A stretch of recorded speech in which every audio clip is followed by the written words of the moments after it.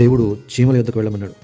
ఎందుకు అని అడిగితే సామెత్ర గ్రంథము 6 సోమరి చీమల యొద్దకు వెళ్ళము, వాటి నడతలు కనిపెట్టి చూడుము అని వాక్యం చెప్తా ఉంది.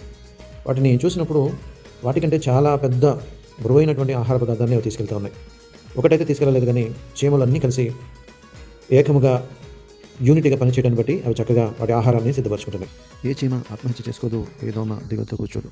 కష్టమైన కలిసే పంచుకుంటున్నాయి, సుఖమైన కలిసే పంచుకుంటూ ఉన్నాయి. ఏ కొదువు లేకుండా సంతోషంగా, సమాధానంతో, ఆనందంగా జీవిస్తూ ఉన్నాయి. అలాగే మనం కూడా కులమతాలను పక్కన పెట్టి, అసూయ స్వార్థాలను పక్కన పెట్టి కలిసిమెలిసి జీవించగలిగితే ఎంత పెద్ద కష్టమైనా సులువుగా జయించగలుగుతాం, ఎంత చిన్న సుఖమైన ఘనముగా ఆనందించగలుగుతాం.